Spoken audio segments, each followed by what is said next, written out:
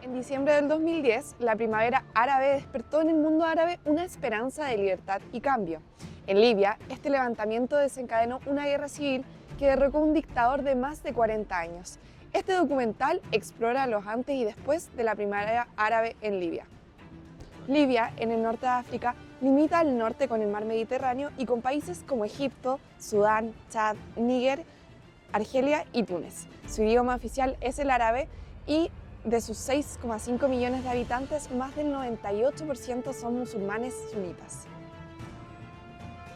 Antes de la primavera árabe, Libia era gobernada por Muammar el-Gaddafi, quien llegó al poder en 1969 tras un golpe de Estado.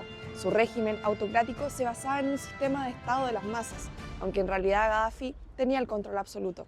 Su personalidad se caracterizaba por ser excéntrica, carismática y sobre todo autoritaria, reprimiendo cualquier forma de oposición. Aunque el país tenía abundantes reservas de petróleo, la mayoría de la población vivía en la pobreza.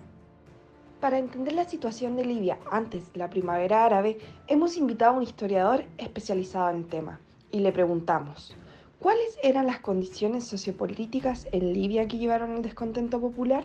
Dos etapas. Una es la primera intervención, que fue saquemos a Gaddafi, que básicamente implicó que la guerra civil se acortó muchísimo. Básicamente los aviones de la OTAN destruyeron las Fuerzas Armadas pro Gaddafi muy rápidamente y después los rebeldes hicieron lo suyo. El problema es, claro, que después de que ha ido Gaddafi, la atención militar internacional giró hacia el problema de Siria y por lo tanto no hubo una supervisión militar del proceso posterior.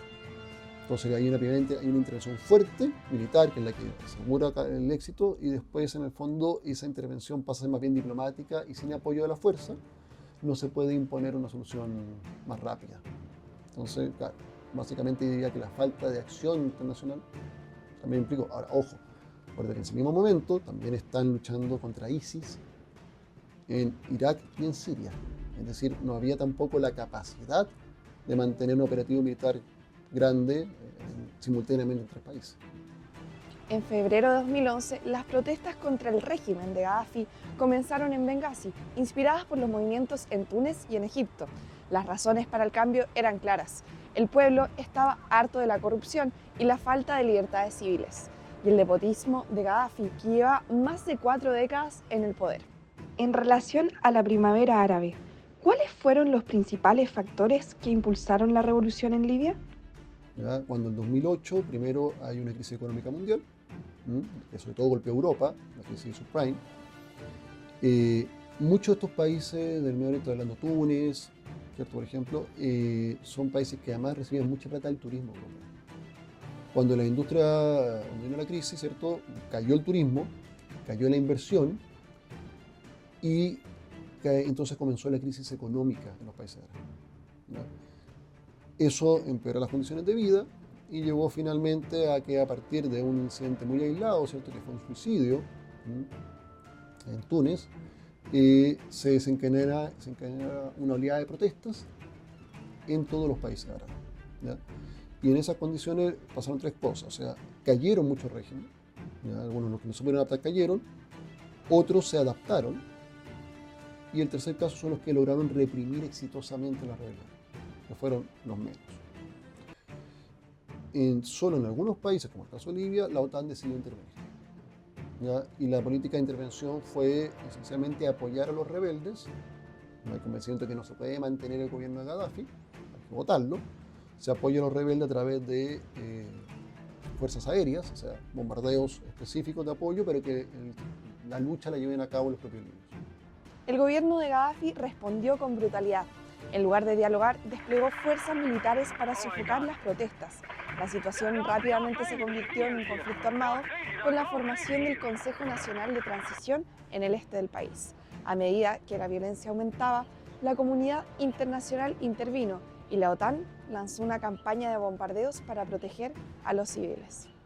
En octubre del 2011, Gaddafi fue capturado y asesinado por los rebeldes. Con su muerte, el régimen que había dominado a Libia durante 42 años llegó a su fin, pero el país quedó sumido en el caos.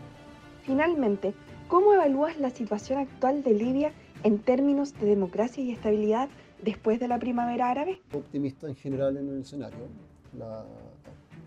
Si tú piensas que producto de la primavera árabe prácticamente no existieron grandes cambios. Túnez es el país más emblemático, que efectivamente logró sacar a su dictador, pero su democracia está muy tambaleante. En el caso de Argelia hay una democracia bastante tutelada.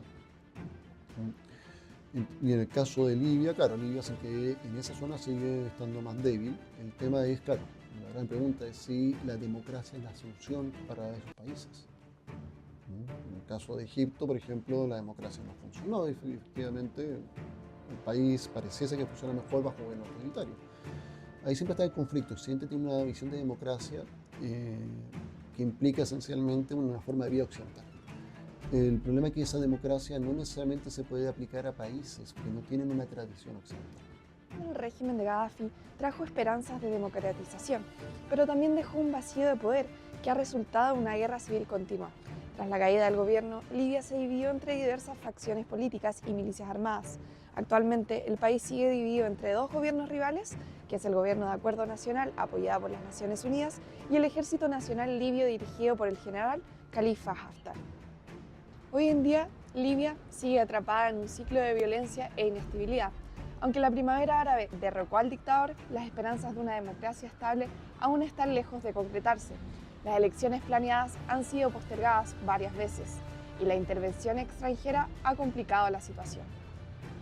La guerra ha afectado gravemente la economía del país, y es que pese a sus amplias reservas de petróleo, muchos ciudadanos carecen de acceso a servicios básicos y la inseguridad sigue siendo una constante.